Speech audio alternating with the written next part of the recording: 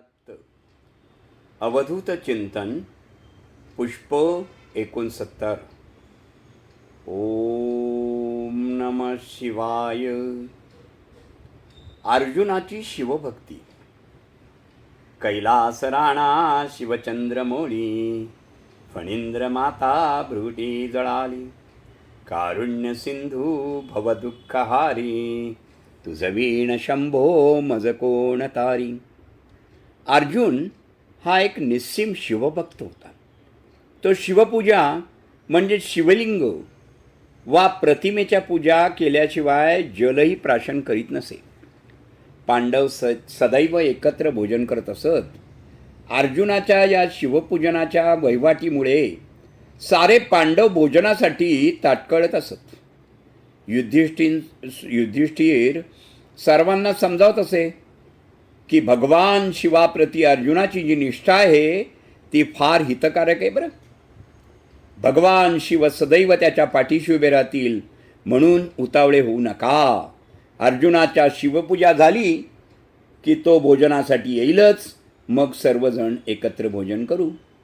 पांडवात भीमाची भूक प्रचंड होती, शिवाय तो भूक सहन करू शकत नसे. अर्जुनाच्या या परिपाठाचा भीमाला खूप त्रास होत असे, परंतु युधिष्ठिरामुळं तो शांत आणि राहत असे. एके दिवशी वनवासात असताना अर्जुन आपल्या नियमानुसार शिवपूजा करायला गेला, परंतु त्याला ना शिवलिंग आढळले ना शिवप्रतिमा. म्हणून तो निराश होऊन एका वृक्षाखाली बसला होता. भीमाने ते दुरून पाहिलं आणि मनाशी म्हणाला, आज देखील वेळेवर भोजन मिळणार नाही वाटतं. असा विचार करून भीम बाहेर गेला. थोड्या अंतरावर त्यांना एका वृक्षावर शिवप्रतिमेसारखे वृक्षाच्या फांद्याची आकृती दिसली. भीमाने सर्व शक्ती पणाला लावून फांद्याची शिवप्रतिमा तयार केली आणि अशी रचना केली. आता त्या फांद्यांची रचना जर शिवप्रतिमेसारखी दिसू लागली. भीम आनंदित झाला आणि धावत जाऊन त्याने अर्जुनाला म्हणाला, अर्जुना, शिवप्रतिमा सापडली. चल लवकर पूजा अर्चा कर, लवकर उरकून घे. अर्जुन लगबगीने तेथे गेला.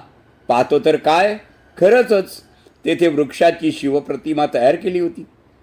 अर्जुनाने भक्तिभावाने भगवान शिवाची पूजा केली. सारे पांडव भोजन करायला बसले. भोजन झाल्यावर भीम हसायला लागला. सारे पांडव भीमाकडे पाहून म्हणाले, युधिष्ठिराने विचारलं, अरे भीमा, काय झाले, तू हसतोस काय? तेव्हा भीम म्हणाला, दादा, आज मला भूक लागलेली होती, म्हणून अर्जुन भगवान शिवाची उपासना केल्याशिवाय भोजन करणार नाही हे मला ठाऊक होतं.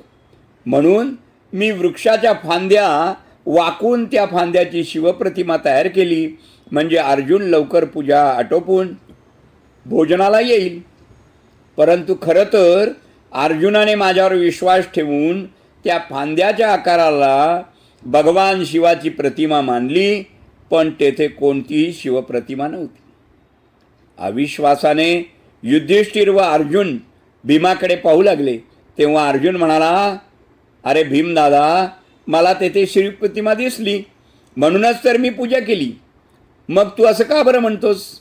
भीम हसून म्हणाला, अर्जुना, चल मी तुला दाखवतो की मी काय केलं होतं ते.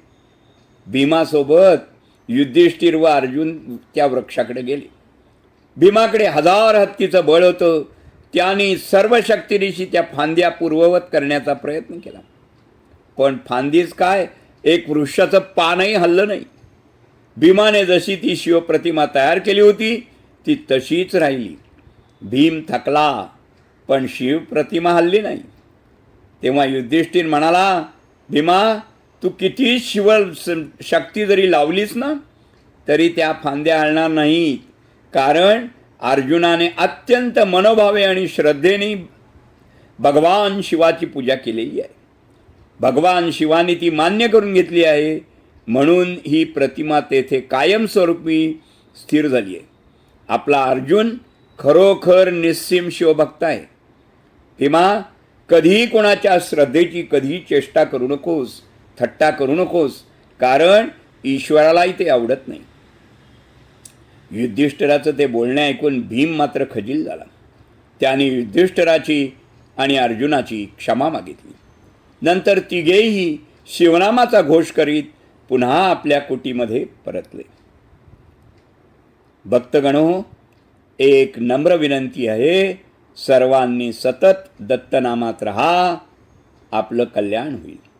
अवधूत चिंतन श्री गुरुदेव दत्त. ओम नमः शिवाय.